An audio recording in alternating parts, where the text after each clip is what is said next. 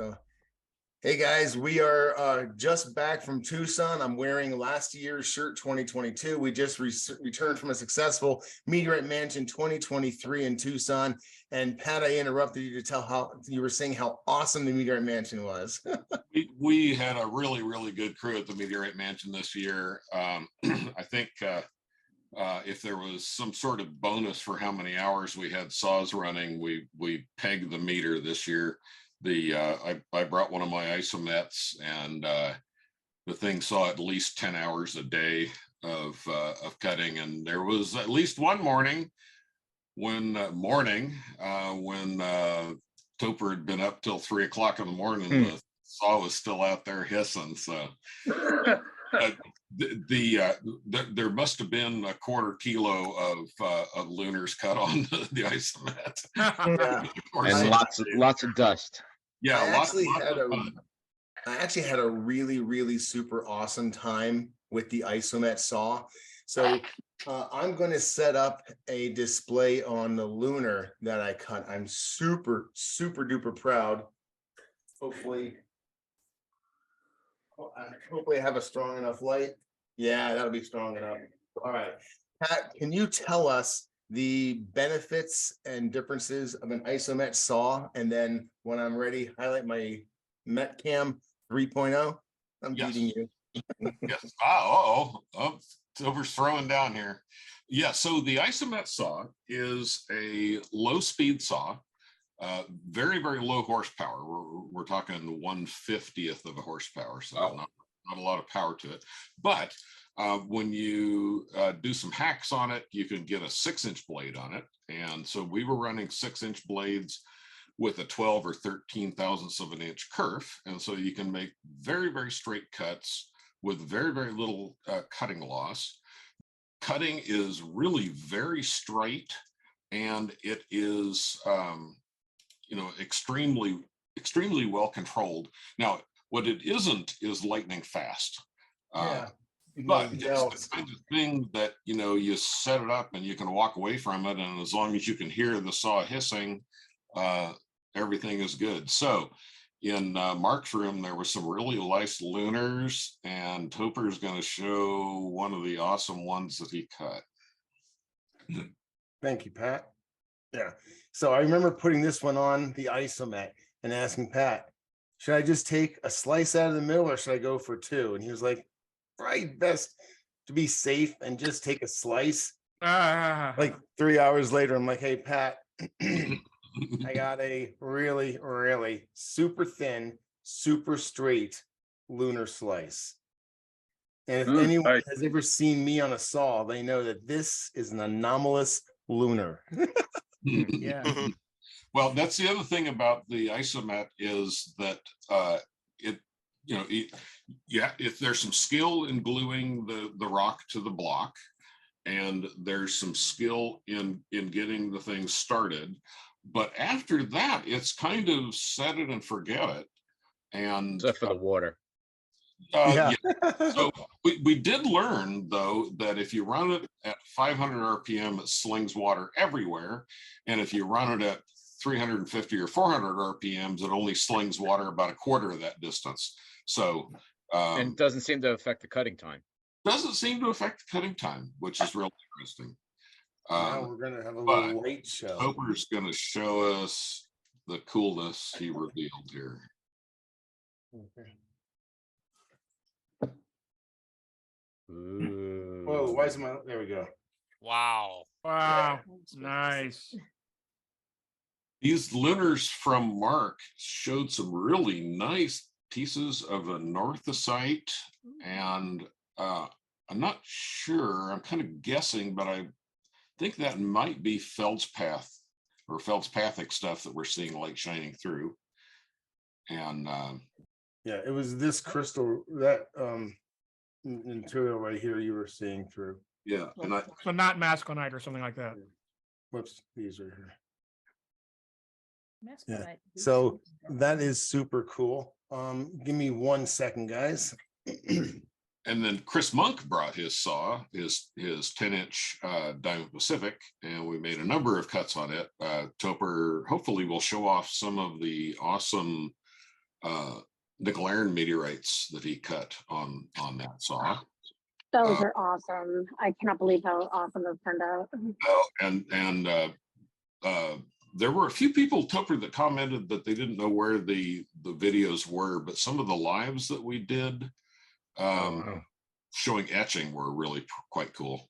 Yeah, the other thing we found in these lunars, and Tupper's going to show us here, is under 365 nanometer light, there is, the caliche fluoresces, but there's other fluorescence in there too. Like this is caliche in those cracks. But excuse me, this one here is obviously the minerals that are fluorescing.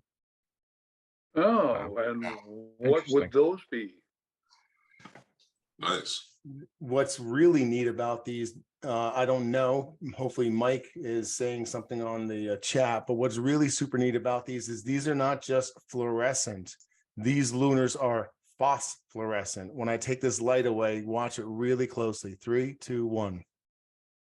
No, I don't know. that's cool. Yeah. I gotta get my light out. Check mine. Yeah. So we a lot of were the pieces like are. we were like a bunch of kids at a sleepover playing with our flashlights. Every rock came out and all the UV flashlights came out. Yeah. So that's awesome. Wow. So Pat is exactly right. When it came to the Meteorite Mansion and the isomet saw, I was a huge fan, and I knew right away that I wanted to purchase one, and so I'm looking for one. So I'm 2 for 2 here. I spoiled everybody on microscopes last year, and a few that I didn't catch up with last year and the year before. We spoiled with microscopes this year, but now we spoiled a bunch of people with isomets. So we're going to have some sort of secret code or handshake or something so that we're not bidding against each other on eBay. Yeah, if they come up. And Mike said in the chat that he kept his at a 275 RPM and didn't really go that much higher when he's cutting. Wow. That's pretty slow. He's And welcome, Scott McGregor. Welcome, Randy Lunn. Welcome, guys. Dr. Pinsky is with us as well. Welcome, guys. And I'm sorry to interrupt, but we didn't record last week when we announced that Chris Monk has new classifications. Oh yeah, is he online with us? Yes. Sorry, Chris. Hey, Chris. Yes, I am. Go for it, man. Well, good to see you, buddy. It's good to see you guys. So I do have new classifications. I don't remember all the numbers, so give me just 1 second. But I had 2 cool ones published. I had an LL parentheses L3 published, and then I had a Howardite published. And we talked about it down at the mansion. It's kind of ironic that the material I sent in that I was completely convinced was a Howardite turned out to be a Eucrite. And then the material I sent down completely convinced was a Eucrite turned out to be a Howardite. So very cool. Now, as soon as my diagonite gets classified, I will have the whole HED clan. Yes. Nice. So the Howardite was a single stone. It was NWA 15435, and then the LL parentheses L3. I'm just going to call it an LL3. I like that better. NWA 15437 was that one, and that was multiple stones. It's 986 grams total. Cool. Well, congratulations, man. Congratulations. Thank you. And Chris, I also want to thank you very much for your assistance running the Meteorite Mansion activities. You are the activities director as far as the saw and anything glue gun related goes. Yeah. And I would have to add to director, chief instructor too. I learned a bunch of hot glue technique from Chris that is going to be very applicable even when we get our new toys. Oh, yeah. Yeah. So for those that don't know, you will know that Pat and Chris both have purchased or ordered wire saws. They've ordered the exact same model from the exact same person, excuse me, and they use their discount as a member of the GMA, the Global Meteorite Alliance or Association, one of those. And they got actually $1,500 off just by being a member of that. So if you'd like information about that, or you're in the market for your own wire saw, put a comment below.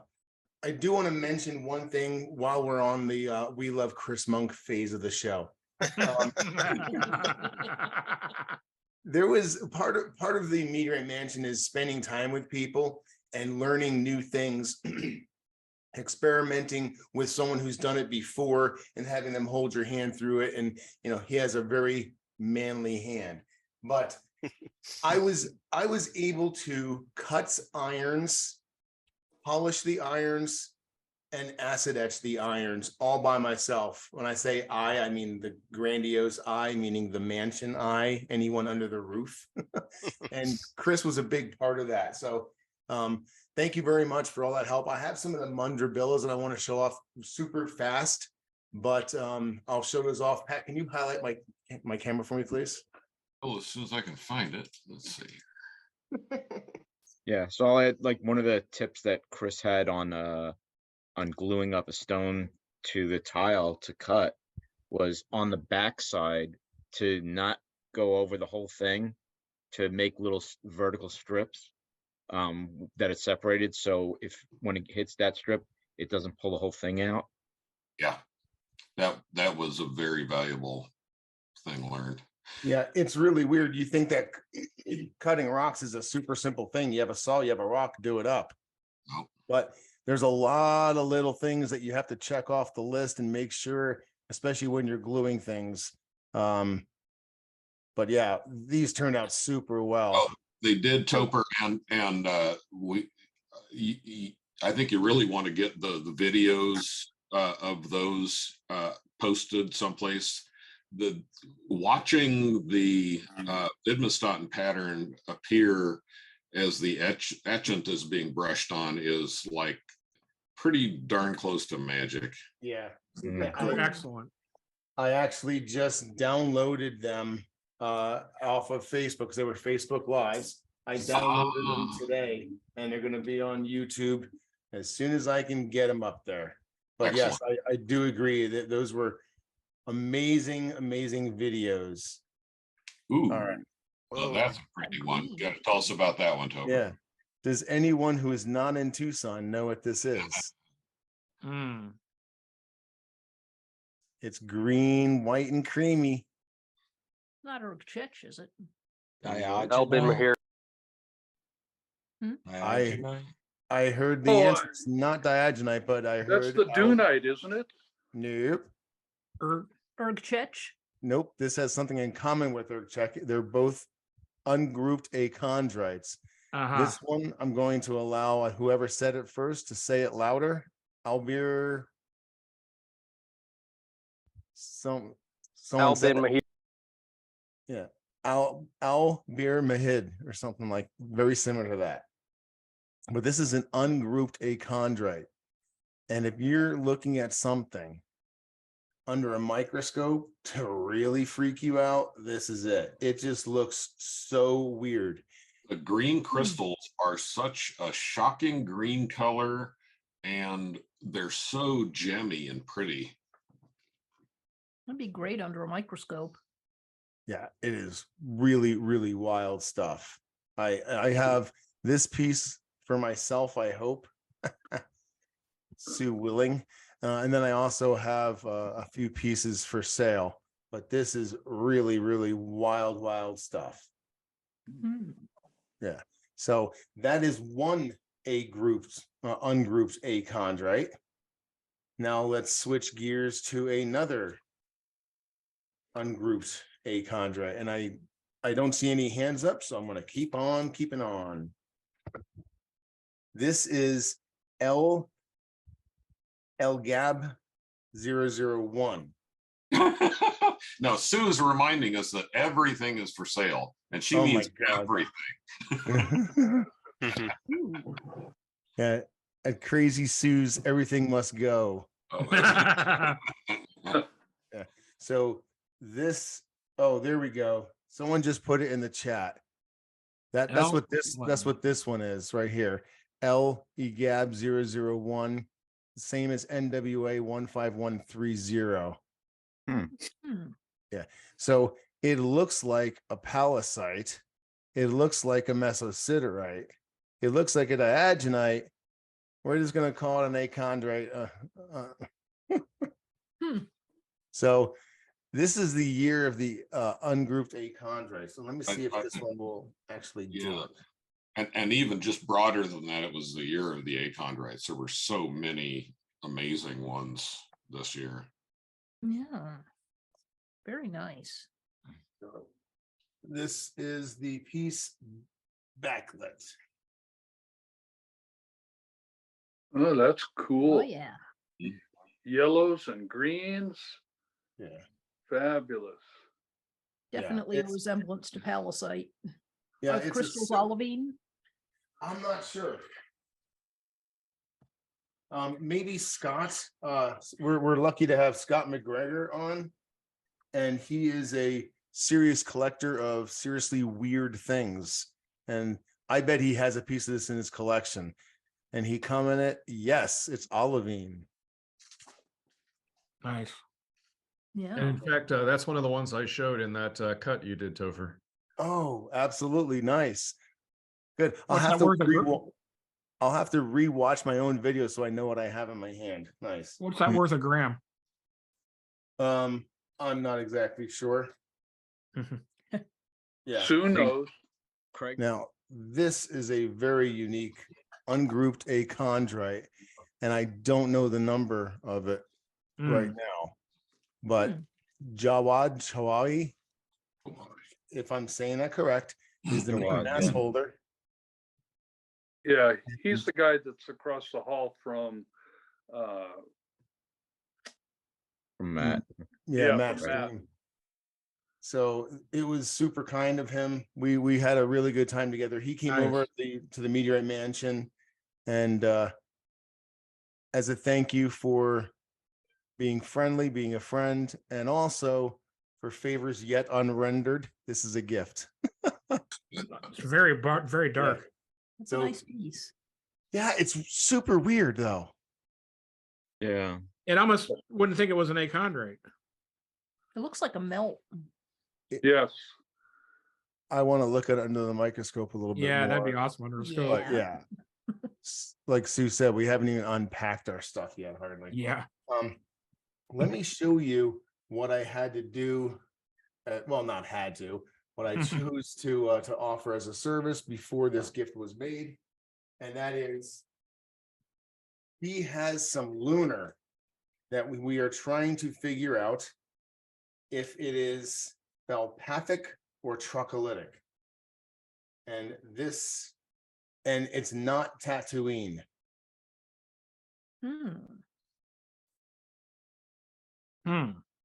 So this is the stone I purchased from him, and I'm really Some kind hoping. of a melt? I don't know. Let me show you a sample. Without saying any names, there was a sample sent in for classification, and it was potentially going to receive a felpathic breccia classification. When that same scientist received a sliced sample from someone else, he said, "Nice troctolite." So that being said, I've been asked to step in and find out what exactly it is. That's going to be a very awkward conversation. Yeah. This is a slice of the material. Actually, it's an end cut of the material. Look at that. Have you ever seen lunar like that before? No. No. No. And that sort of color and texture is kind of troctolitic in the lighter colored areas there. Yeah, that's a reason to invite Daniel for a special show on lunars. Yeah. Daniel Yeah. Shake, our classifier to the stars. That's really cool. That is very nice.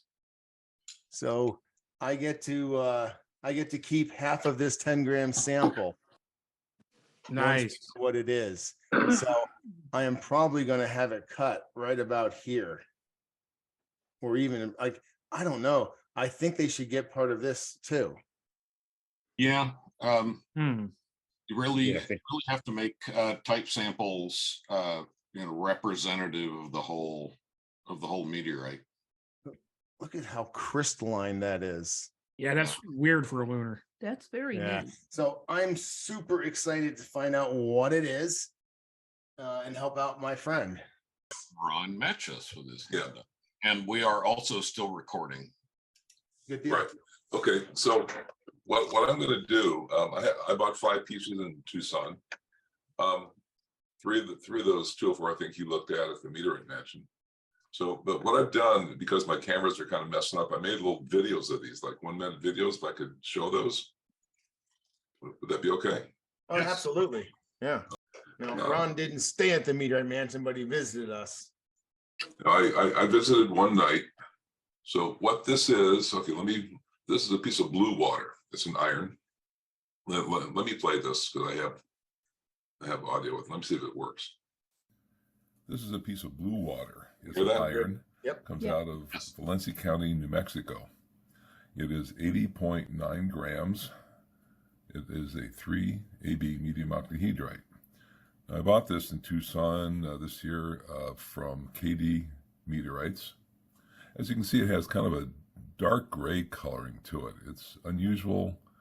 And it doesn't look like other medium octahedrites that you would expect to be kind of a light gray. I don't know why that is, but I'm sure somebody here is going to tell me. Let's see the other side here. Both sides are polished.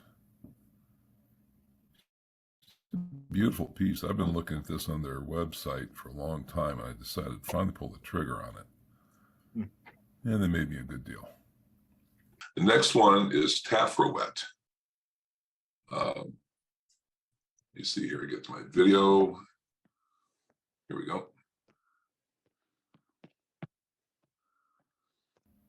This is a piece of Tafrawet, also known as NWA 860. It's 326.6 grams. It's medium octahedrite. Bought this from the KD Meteorite people at the 2023 Gem Show. Comes out of Northwest Africa. No country given as far as I can see. It's a beautiful piece. It's very nicely etched and polished. The other side. I think the other side's the nicer side, but they're both polished.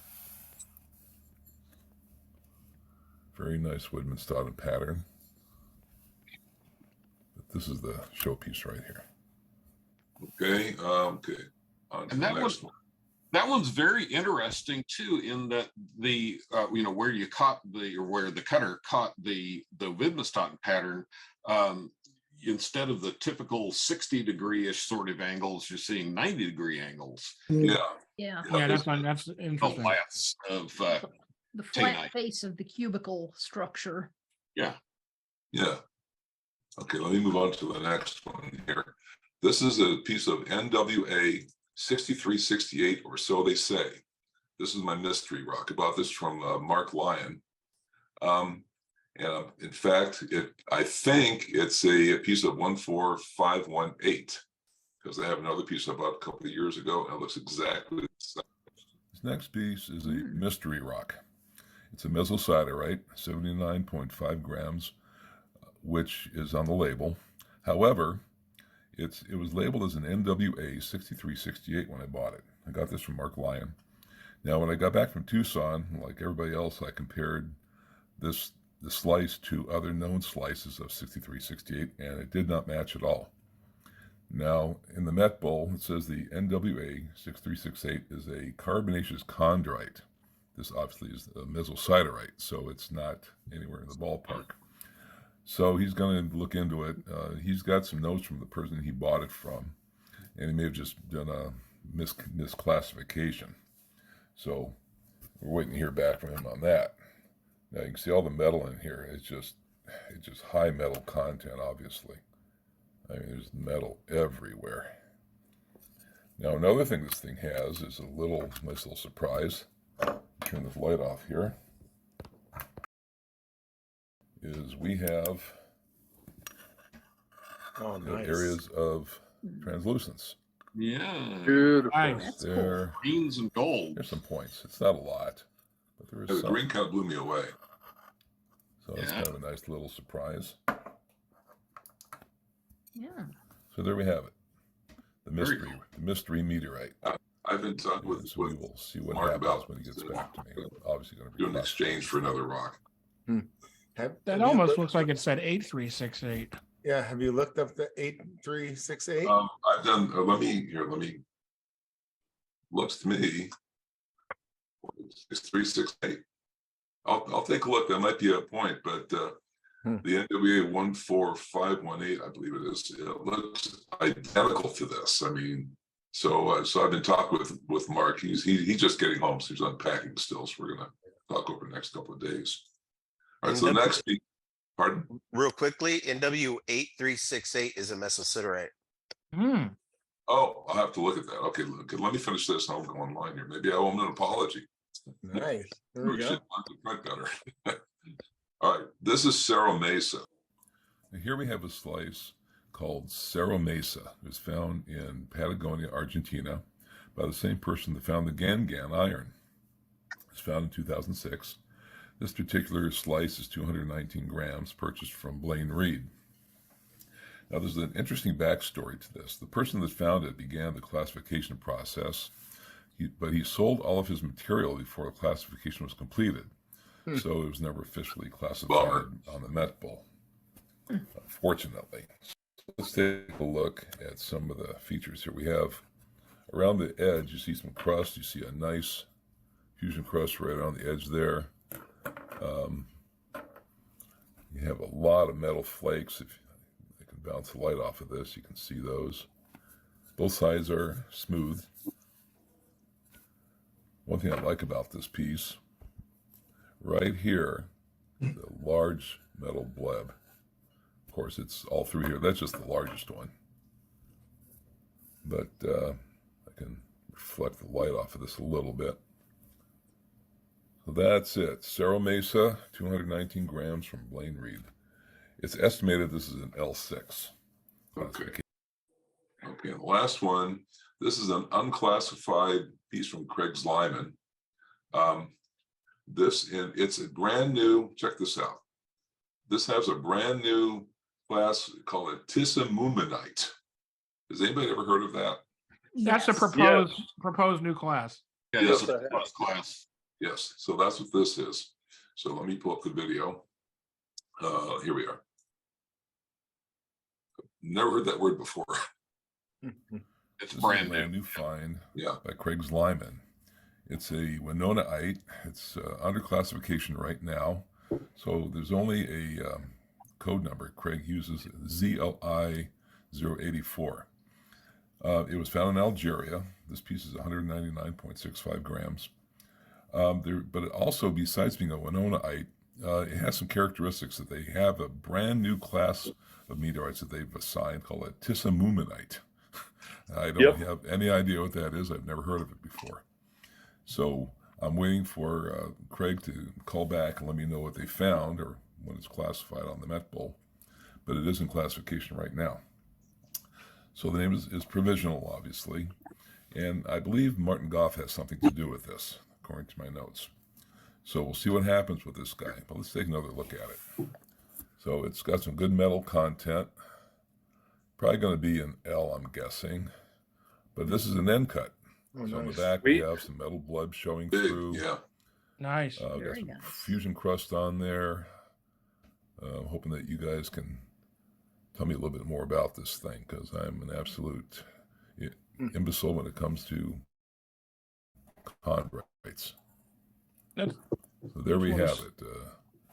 Unclassified, brand new find. hopefully we'll get a classification pretty Okay. soon. Okay. So yeah. So on this trip, I actually bought more chondrites than irons, which I never do. So I just found more. So it's been kind of a nice trip. It just it's one of those deals where I just ran into some really interesting rocks and not many irons that I don't have already. You know, one thing that struck me this year is how many Gebel Kamils there are out there. I ran into those everywhere, boxes and boxes of them.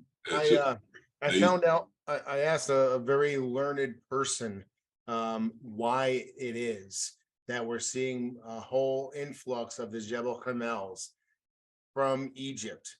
The reason that Dr. Lawrence Garvey, little plug there for our trip to ASU, hopefully we'll talk about that today. Dr. Lawrence Garvey was telling me that they are just now using metal detectors for the first time. So that would explain it. So the other ones they found were all surface rocks. Yeah, everything else was the surface finds, and they have really nice lizard skin on them. Now they're pulling a lot more out from deeper down, and there's going to be an influx of them until they absolutely come to a grinding halt. Yeah, a lot of it on the market right now, and a lot of beautiful pieces too. It's nice when you can walk up to a whole shelf and pick through them all. There was two things that there was one thing that's new in Tucson, one thing that's the same, and then we're going to go to Pat Brown with his hand up. Number one, nothing has changed. If you're shopping for meteorites in Tucson, unless you're going to like an Aerolite or the top guys that have storefront and retail, you are not getting a COA. Like the one exception is like outer spacers. I'll throw them in the top tier. Like everything he does is super nice packaging and paperwork, but you are not getting COAs in Tucson. So you really must write things down. And another Matt Stream gave a few, didn't he? What's that? Did Matt Stream might have given a few? Yeah, Matt always has the COAs that he writes out. Yeah. Yeah. Few and far between, but yeah, Matt and Sean are really good about that. Yeah. And Mark was actually writing them up if you reminded him to. He was writing them up. If you call that Did you writing. read it? Another thing that was new now for Tucson is not only myself, but various members of our crew were getting recognized around town. So the knowledge bolide is strong, and people were actually directing messages to me through Pat and Chris, recognizing them. So awesome. Super interesting to have an impact like that. That's cool. What is new in the tektite world? Okay, so let me. Ooh, I saw those. Flange. So I might have kind of stolen these. I did pay for them. Yeah. But what I paid for them, I think was very, very little. These are actually broken rings off of button flange tektites from Australia. And they actually were de-ascensioned from the National Museum of Australia, and Very still cool. have some some museum numbers on them. They also have some glue on the bottom side of them.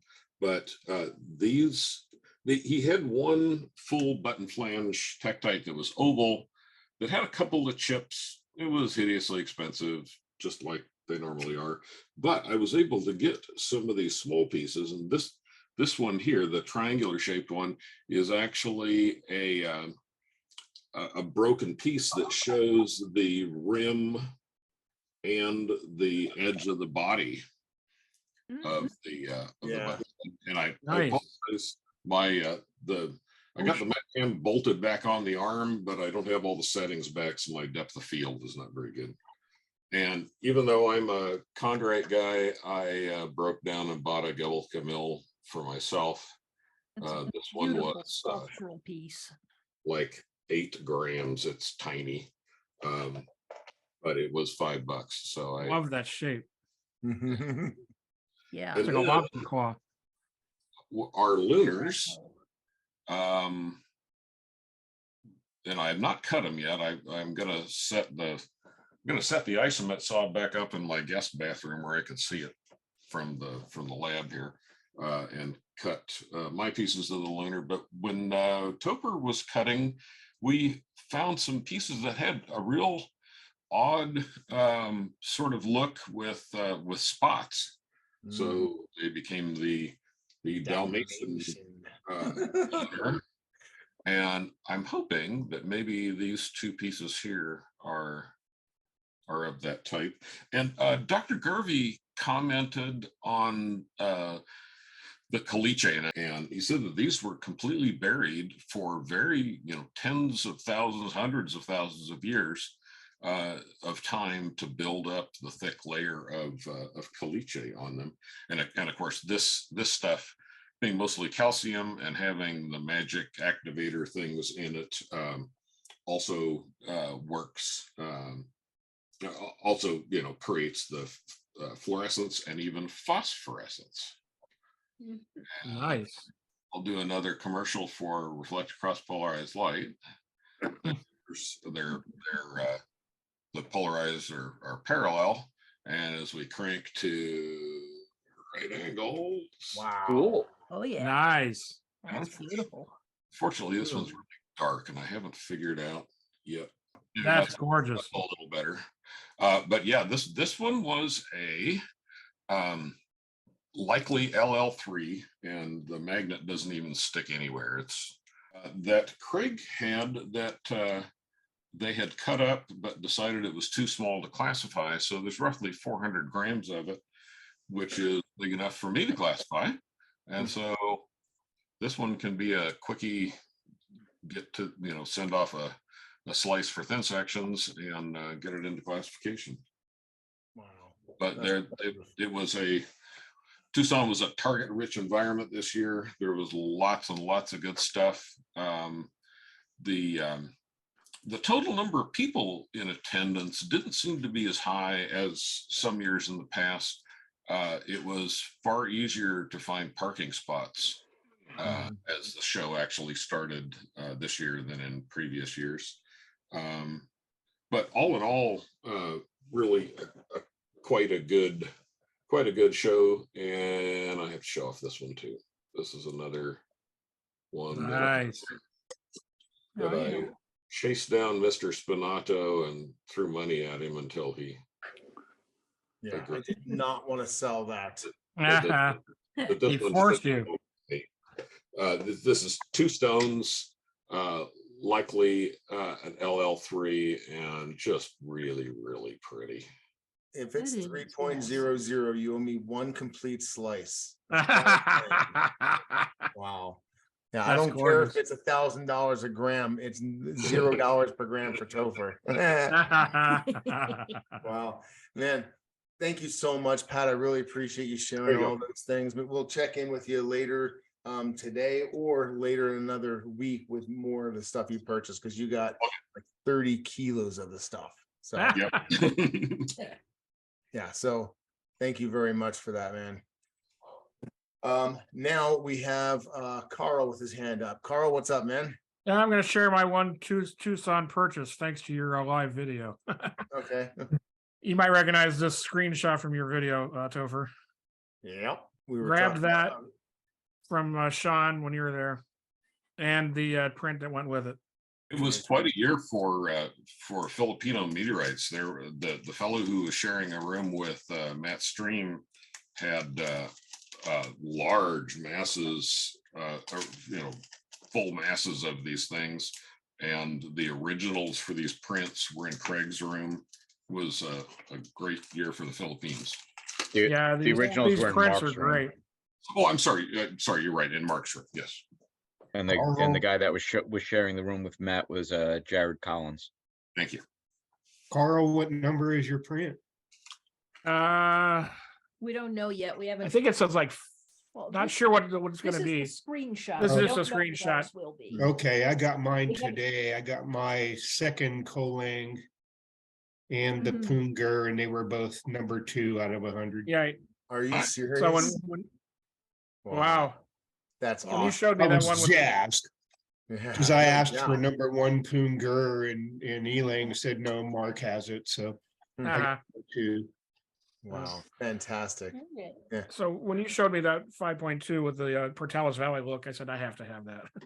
Oh man, good Nice. score. Nice grab. Yeah, a lot of times when I'm in Tucson, I'll go into a friend's shop and do a live broadcast on Facebook, and a lot of people just inundate them with requests for sales. So people love it, and crew loves it too. So okay. So I am going to continue with my super rare stuff from Tucson. And those who know, well, let me wash my hands. Those who know off the top of your head, you don't have to jump in. I kind of want people who don't know to have a quandary. This is, I think, 6.3 or 6.8 grams. This is such a stunning stone. The Zoom video is not doing it justice. No. But here's the backside. Dum, dum, dum. Angrite. Yeah. That is an Angrite, my friend. Oued Namous 001. Beautiful. This thing under the microscope is a stunner. It's What was the name again, Topher? Oued Namous 001. Oh, very cool. Yeah, if you notice, there are some fusion crusted crystals that you can't see through. It's remarkable. It is just an absolutely remarkable piece. That is very Fusion cool. crust everywhere. Got some nice. That'd be a bugs. shame to cut almost. I'm hoping someone buys this from me quickly, Yeah. so I don't cut it in half. You're right. Oh my God, it is just gorgeous on the inside. Look at that. Oh, Yeah. wow. Yeah. The interesting looking at that under the microscope is that it looks like those crystals that are on the surface, like also like are in where the vugs are. So Oh it yeah. looks like those vugs are actually crystal blowouts. Yeah, it looks like it could be. Could be. These yeah, no, on the other, I didn't look at this one a long time, but the other one that Topher showed, they're obviously very spherical vesicles, the classic Angrite spherical thing. But that is super awesome, super rare. And we have a comment. We have some comments. Maybe someone could read those comments. Yeah, so Mike Kelly says, not crystal blowouts, they're legit bubbles. And then Mike also made one comment before that. Thin section. I'd like. Yeah, he says let's look at it in thin section next week in response to the comment about cutting it. No, I'm gonna save that. Sorry, guys. Sorry, I have someone who wants to look at it before I show it off. So, here is another super rare meteorite. I'm going to rely on my science crew to give me more information about this. Howardite? No, Marissa had this one right. Marissa and Chris Monk were both correct. This is a Dunite. It's a rare one. I can't tell you at this moment why, because I don't have Mike's 101 open on my desktop. It's under classification, isn't it? Yeah. Now, maybe Mike Kelly can fill us in. So, you know, Dunitic is a geologic term that I think is about deep magma, solidifying. But this one, we call it a Dunite, even though I think it's Dunitic. So this one, yeah, they're calling it a Dunite. And again, this one under the microscope is just gorgeous. And Scott McGregor says that this one is unusual because of the metal blebs, the quite prominent metal blebs, which are very unusual. And here's Mike Kelly. He says Dunite are a very coarse-grained, deep-forming plutonic rocks. So I was close. Wow. They're a deep-forming lava, or deep-forming magma solidification with giant crystals because of that slow and deep solidification. Wow. I'm totally glad I leaned on the crew because I could not have done that. Does anyone have anything else to show off? Otherwise, I'm switching to iron and silicated iron. Did you want to see that Eagle Station? Oh, wow. Yeah. What's the name of this one? Eagle Station, Pallasite, Oued Bourdim 001. So 12.8 Bourdim. grams. You remember it was in Blaine Blaine- Reed's room yeah. briefly, Yeah, briefly. and Roberto Vargas bought it all up Yeah. before I could get a piece. Well, he was very kind and felt sorry for me, so he agreed to sell me a piece. Well, But you must not have felt that sorry for me. I didn't get the same offer. Wow. Congrats, man. Yeah. Nice. That one right there is Oued Bourdim. That is a 1 of 5. Yeah, just absolute beautiful. And it's the Eagle Station branch of Pallasites. So it's a classified as a Pallasite and then subclassed as a Eagle Station, and it's very, very rare. So these are a little bit more weathered, so you're not seeing a lot of olivines in them. But what's interesting about the Eagle Station and the subtyping for Eagle Station is it's based not on the olivine, but it's based on the metallurgy. So it's the chemistry of the metals. So it doesn't hurt at all to have a piece of that solid metal of an Eagle Station Pallasite. We haven't done any irons today, so I figured I'd show you a really cool silicated iron. This is a silicated Compoticella, and I like it a lot. Dum, dum, dum. Oh, nice. No, I'm not an iron guy, but these are drop dead gorgeous, and they're becoming much less common. Right. If I remember correctly, this is not etched, but you can still see the Widmanstätten pattern clearly on there, which I think is a really, really neat feature. Yeah. Then here's the unfinished side directly off the saw. And on that one, you can still see some of those Winonaite camelsite boundaries. Yeah. So it supports the idea that it's not Yeah. etched. Yeah, you're talking about in this area right here. Yes. Yeah, this obviously was not etched because it hasn't been finished, and you can still see the separation there. So yeah, I do recall now that it's not etched, which makes it even more spectacular. So that is one iron. Now I have another iron that, oh my God, I want to keep. It's the biggest one I've ever had of these. Oh, nice. That's a big oh one. my goodness, that's That's huge. Sikhote-Alin. Yeah. This is a beautiful stone under the microscope. I spent 45 minutes ogling this one. So this sample comes in at 614 grams. It's a chunk. When you have it in your hand, it has presence. Yes. Yeah. Oh yeah. That really does.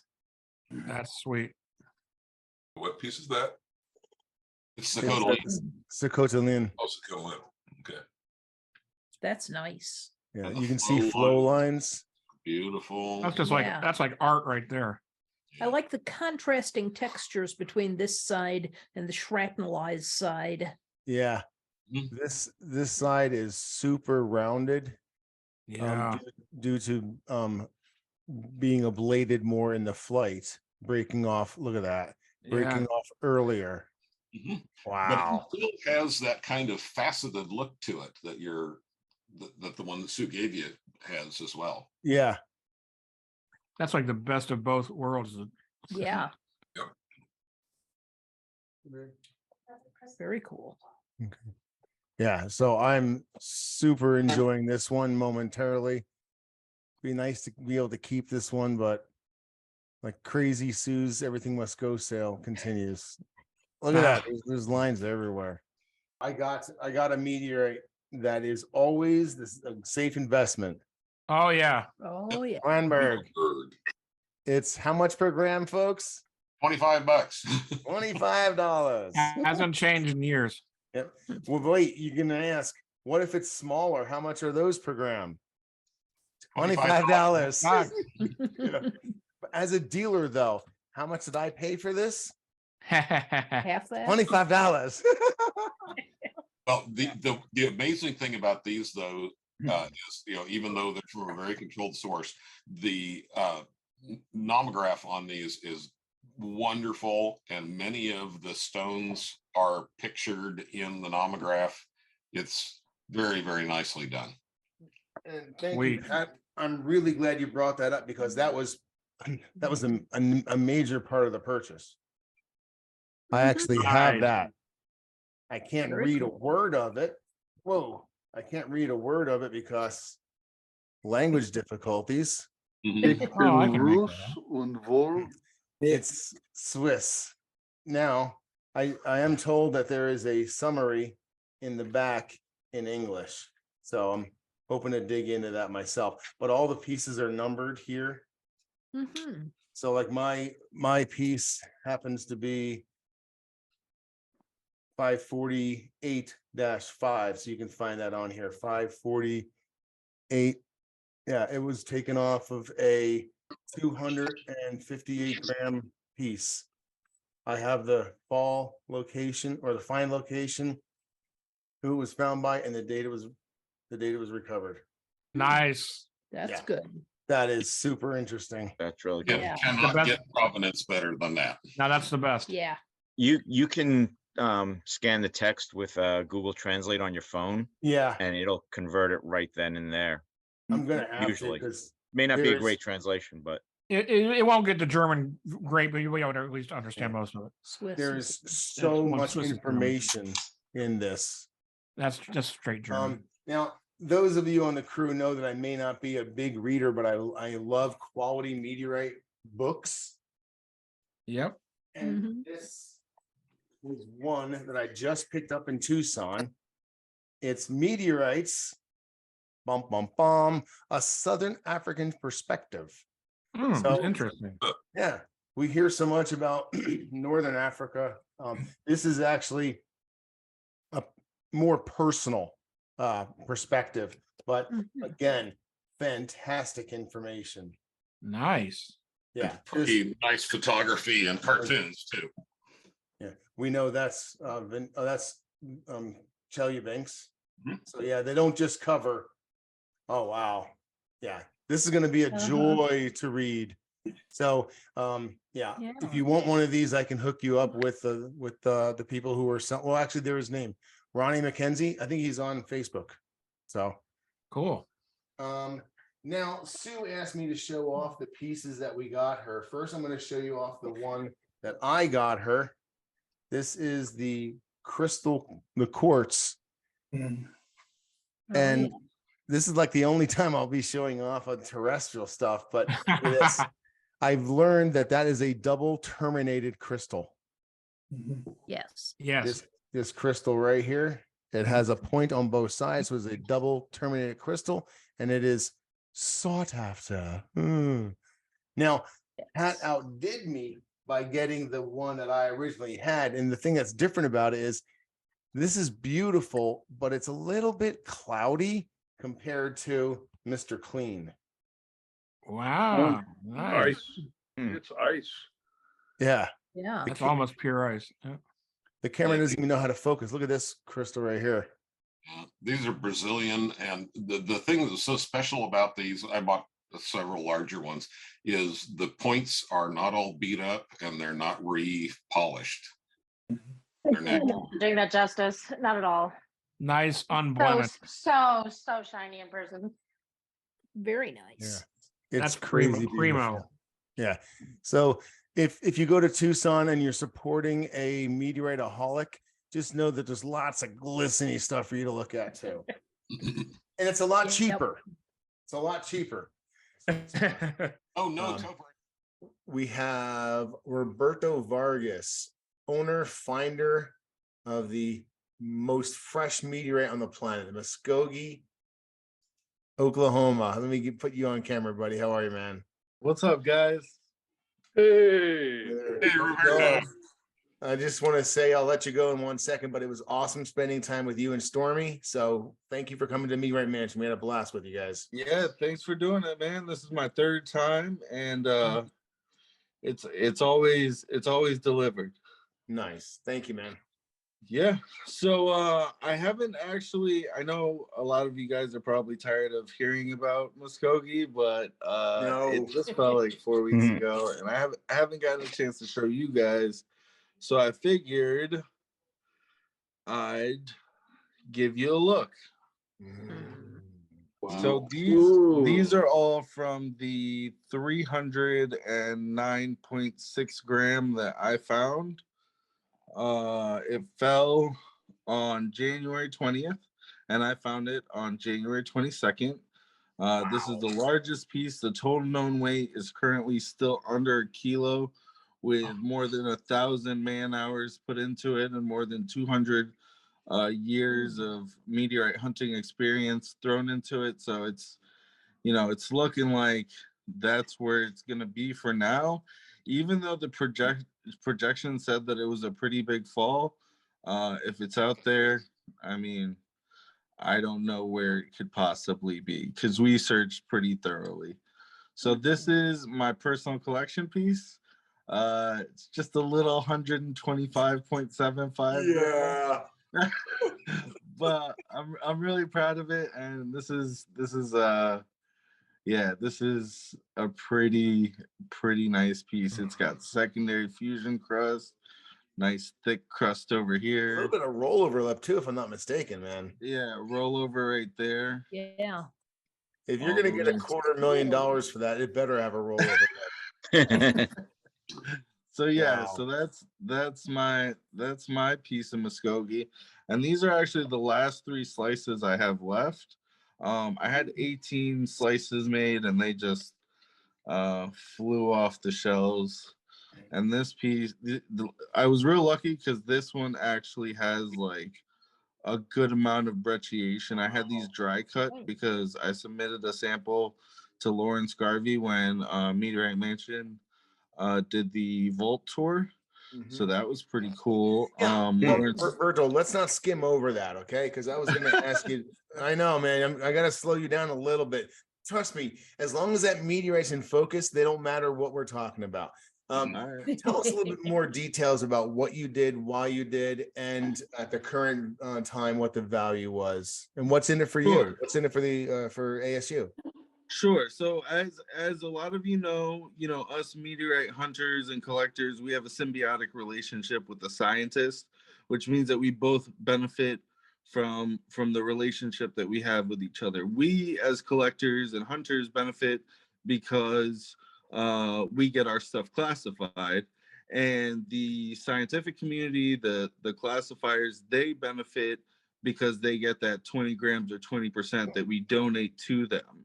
So I volunteered to donate a slice to ASU for them to start the classification process. Elizabeth from Aerolite will be donating the other 14 grams because she was the one that she bought 2 stones.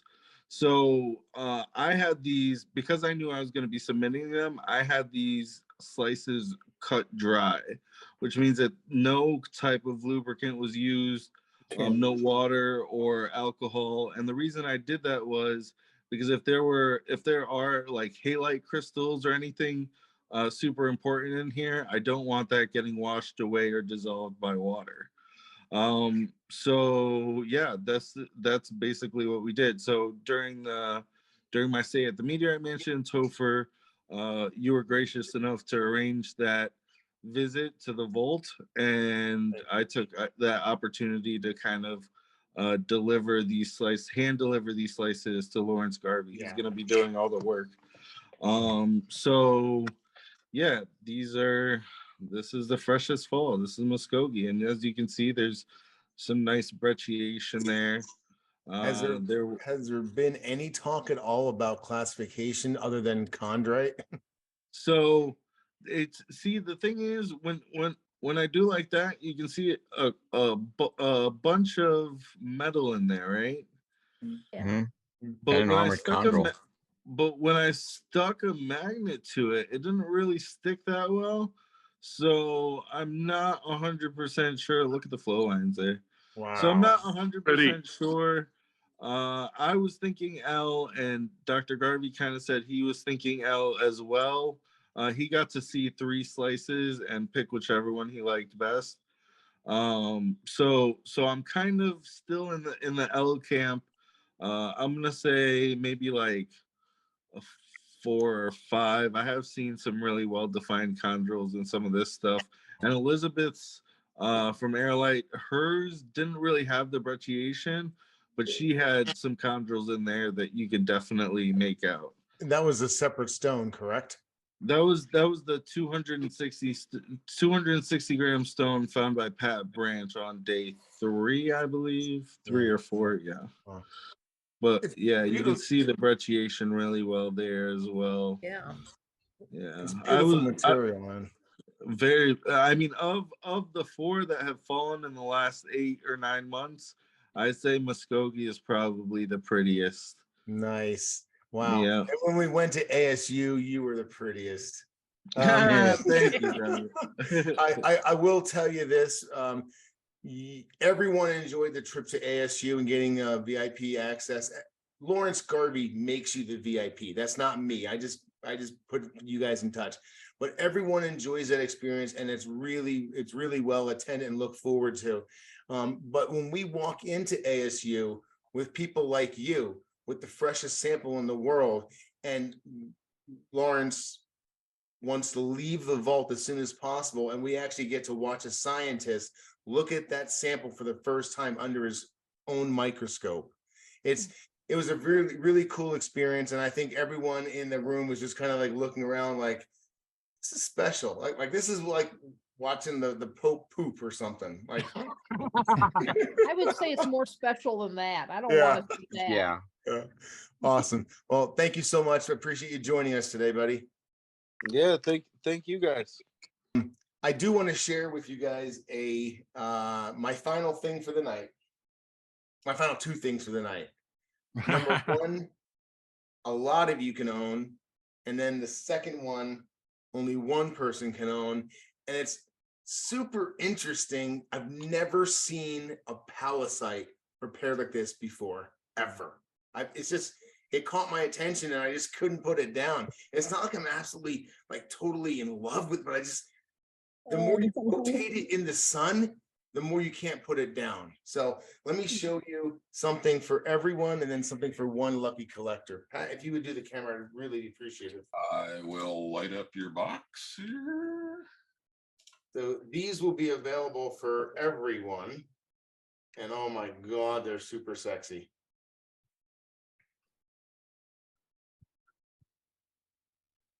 This is all Knocklite Mars. Oh, nice. So if you look at this one, this is like one of my favorites. A lot of them have fusion crust on them. I watched Topper high grade the crap out of these. These are the best of a like 100+ grams lot. Yeah. Which one is this? I have the number written down somewhere. That's the one thing that sucks about Tucson. You don't get COAs. But I record videos and take pictures so I can put it all together. But yeah, so this is 15364. Someone dropped that in the chat. Now I know exactly where to look for it. I think that's what it is. Okay. Some of these, watch this. If you are on a super budget and wanted a crusted knocklite, look at this. Yeah, these are absolutely gorgeous. Yeah. So I had fun. I pulled up. This is one of those places where you just pull up a chair and you don't try to get Tucson back leaning over things. You just pull up a chair, get out your eye loop, wear down a battery. All right. As promised, this is my final item for the night. And it's a really super unique take on something you guys have seen a lot of. And in Russia, Well, the Russians were pronouncing this Seymchan. So if we can try to say Seymchan from now on, but if not, whatever. I don't want to get the Russians mad at me, but look at this beautiful end cut. I'm going to call it an end cut of Seymchan. That's impressive. Wow. Oh, that's huge. What does that weigh? 260, I think. Yeah, Golly. 261. What does the other side look like? That's what I was waiting for you guys to ask. Ah, The unique part about it. Oh, wow. That's And in very person, different. the polish on this one in person Wow. is pretty stunning. Wow. Yeah, I saw it in person. That's Huh. this camera is not doing it justice. Wow. Those waves on that surface were amazing. Outstanding. It doesn't look real. No, it doesn't. Look real, but And it's super crazy that it's not like a cut flat face. It's Yeah. almost like they buffed it with one of those Yeah, felt they wheels buffed it out. and a lot Somebody's- of like rouge or something. It Like was they- like just they- somebody spent a lot of time polishing that. Yeah. looks like it's encased in plastic. Well, you have time to take a loan out of a kid to buy that one. Wow. Now, I do have a little bit of information about the provenance of this piece, or the provenance of the creation of this weird piece. Mhm. This is obviously the external side, but this is a rounding cut, but this is what they were doing to cut wedges off to make a sphere. So the sphere that this produced was over 26 kilos Oh, geez. Wow. of a beautiful Seymchan sphere. So it was remarkable. When Like- asked, I knew better than to ask, but someone behind me asked, "How much is it?" And the guy replied, "How much is your house?" what diameter is the sphere? Oh, it's Like bowling ball? oh yeah, oh bigger. I think. was basketball. Gosh. Yeah, so that is a really super cool thing, and I'm Wow. super glad that there was a pallasite that was made into a sphere, that cuttings like this were used in a creative fashion to maximize the beauty of the meteorite, and this didn't go to waste. Wow. I'll say, boy, that's beautiful.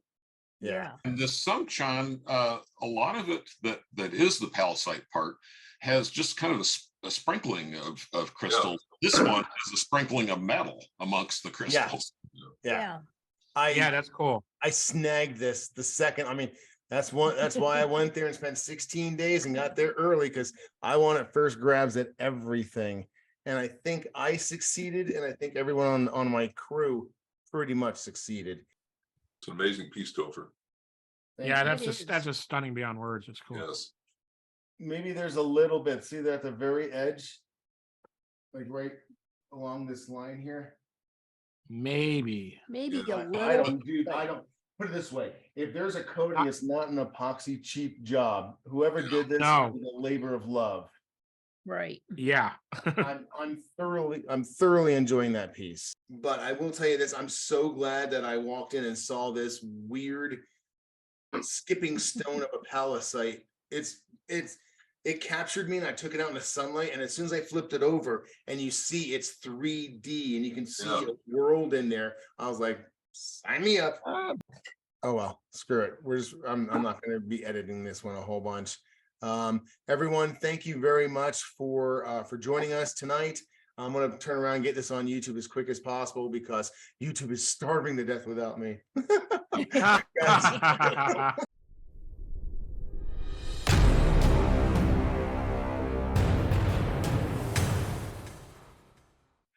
We used this type of saw blade at Tucson on my isomet saw, and I thought, why not throw it under the light here? So this is a notched edge blade. These are famous for being thin and inexpensive. And Topher, I also looked carefully at one of the signed ones that I have, and there's still all the diamonds showing in the crimps on the side. I think we may not have been dressing it aggressively enough. So there's some more experiments to be done. Wow. And Nice. also for Topper, when you get your saw, these are available on Amazon and eBay, and they are between $4 and $4.50 a piece. And this one isn't exactly the same as what we used in Tucson, but I think completely functionally equivalent. Wow. Imagine if we actually use that blade and dress it correctly, how many slices we'll get for the $1. That's where I was going.